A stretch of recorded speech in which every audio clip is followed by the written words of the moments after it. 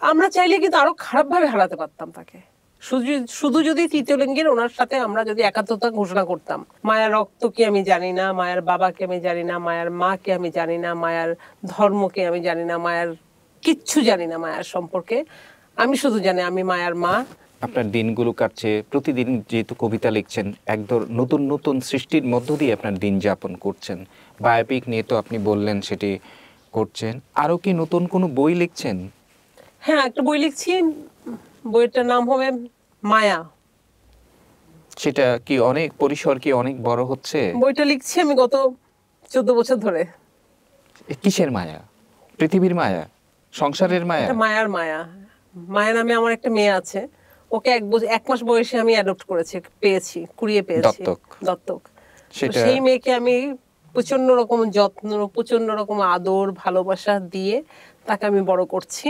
তাকে আমি বড় করে সে এখন 14 বছরে পা দিবে আগামী 2 মাস পর, এবং সে এখন লন্ডনে লেখাপড়া করছে। আমার আগের ঘরে যেখানে আমার বড় বড় যে 2 ছেলে মেয়ে আছে, ইজাবেলার কাছেই মায়া থাকে, এবং ইজাবেলাই মায়াকে টেক কেয়ার করে। এবং মায়া ল্যাটিন ভাষা নিয়ে লেখাপড়া করছে, ফ্রেঞ্চ ভাষা নিয়ে লেখাপড়া করছে। মায়ের রক্ত কি আমি জানি না, মায়ের বাবাকে আমি জানি না, মায়ের মাকে আমি জানি না, মায়ের ধর্মকে আমি জানি না, মায়ের কিচ্ছু জানি না মায়ের সম্পর্কে। আমি শুধু জানি আমি মায়ের মা। আমি ওকে জন্ম দিইনি, কিন্তু আমি আমার সমস্ত সত্তা দিয়ে, সমস্ত ভালোবাসা দিয়ে। তার জন্ম এই দেশেই, সে এই দেশি মেয়ে, এই দেশি মেয়ে।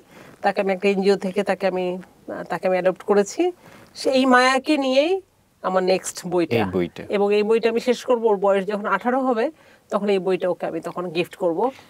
আমি এই সম্পর্কে সে জানবে। হ্যাঁ, একটা বিষয়ে আমি লক্ষ্য করছি, সেটি হচ্ছে যে রাজনীতিতে কবে পরিপূর্ণভাবে আপনি সক্রিয় হবেন? আপনি বলছেন যে 2028 হচ্ছে আমার টার্গেট। আমি ইলেকশন করবই করব, দ্যাট ইজ ফর শিওর।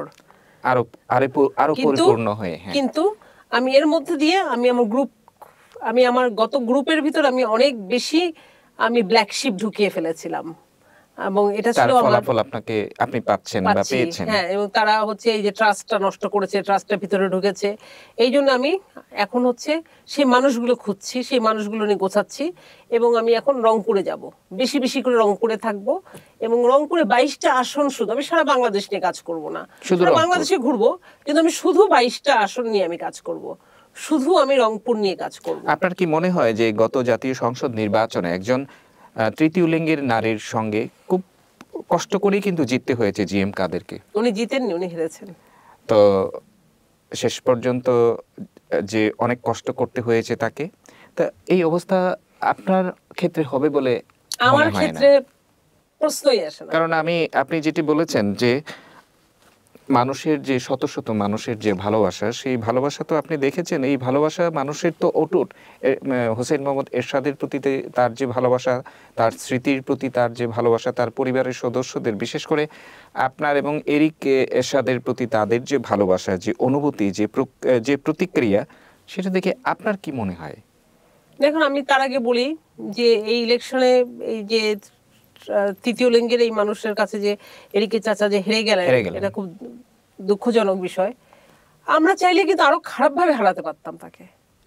শুধু যদি তৃতীয় লিঙ্গের ওনার সাথে আমরা যদি একাত্মতা ঘোষণা করতাম, এরিক এবং আমি, এটাকে তার মানে এটা তো আপনাদের এক ধরনের সহযোগিতা, আপনারা সহযোগিতা করেছেন। কিন্তু আমরা করিনি এটা, আমরা এটা করিনি, কারণ এটা আমার এগেইনস্ট মাই এথিক্স। এটা আমি করতে পারি না, কারণ উনি এরিকের চাচা, উনি এরিকের রক্ত, উনি স্বীকার করুক বা উনি না করুক। হ্যাঁ, আমি এটা করতে পারিনি। আমি চাইলে করতে পারতাম, আমি ওনাকে খুব বাজেভাবে হারাতে পারতাম, কিন্তু আমি এটা করিনি।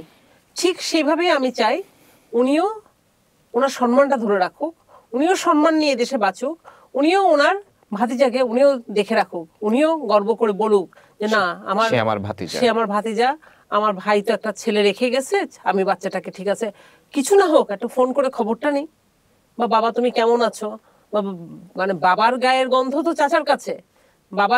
বাবাকে যে মিস করে এরিক, সেই মিসটা যাতে না করে। আপনি বলছিলেন যে আপনার প্রতি তার কোনো রাগ, বিদ্বেষ বা কোনো ধরনের অভিমান থাকতে পারে, তো সেই ক্ষেত্রেও তো উনি আপনার সঙ্গে যোগাযোগ করতে পারে যে তোমার এই সমস্যা, উনি পাশে থাকলে তো ভাই পরিবারই তো আজকে এক থাকতো, তাহলে তো আজকে যে আপনার ট্রাস্টের এই খারাপ লোকগুলো আজকে এত কিছু করতো না নিশ্চয়ই, তাই না?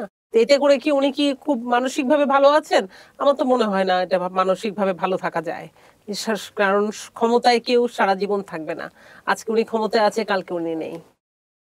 তো ট্রাস্টের একটি প্রশ্ন করেছিলাম, আবার করতে চাচ্ছি, সেটা হলো ট্রাস্ট আপনি বলেছেন যে রাজনীতিবিদদের বা রাজনীতি মুক্ত থাকুক, তো সেটা আমরাও প্রত্যাশা করি এবং এরিক তার যে প্রাপ্য অধিকার, সেই অধিকার সে পাক, সেটা আমরা চাই। এখন হচ্ছে যে আপনি কবিতা লিখছেন, সবকিছু ঠিক আছে, কিন্তু ভবিষ্যতের যে পরিকল্পনাগুলো, আমি যেটা বলছিলাম যে আপনি কিন্তু নির্ধারণ করে দিচ্ছেন এই বইটা, মায়া নামের যে বইটি, ওর যখন 18 বছর হবে তখন আপনি প্রকাশ করবেন, আবার রাজনীতি করবেন 2028 সালে পরিপূর্ণভাবে সেখানে দাঁড়াবেন। তার মানে আপনি সময় নির্ধারণ করছেন এবং আপনার সুপরিকল্পনা রয়েছে। তো আপনার ভবিষ্যৎ যে পরিকল্পনাগুলো, সেগুলো সম্পর্কে যদি আমাদের আরো কিছু বলেন। আপাতত এগুলো নিয়ে কাজ করি না, দেখা যাক না তারপরে কি হয়। তার মধ্যে এর মধ্যে বায়োপিকও রয়েছে, 1 বছর 1.5 বছর, এরপরে দেখা যাবে এরিকের বিয়ের বয়স হয়ে গেছে, আরো কত কিছু। দিন তো যাচ্ছেই, দিন তো চলে যাচ্ছে। এর মধ্যে মানে দোয়া করেন যেন এরিক সুস্থ থাকে, ও যেন ঠিকমতো লেখাপড়াটা করতে পারে, এটা খুব ইম্পর্টেন্ট। হ্যাঁ, আমরাও সুস্থ থাকি, আর দেশের মানুষের কল্যাণ চাই, দেশের মানুষের ভালো চাই।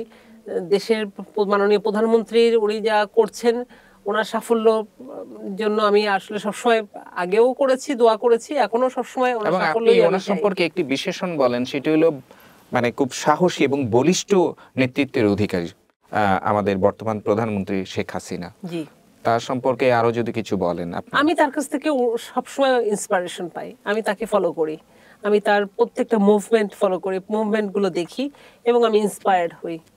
এটাই আমার জন্য, তো এটাই অনেক পাওয়া। এর জন্য তো আমার কোনো পজিশনের প্রয়োজন নেই।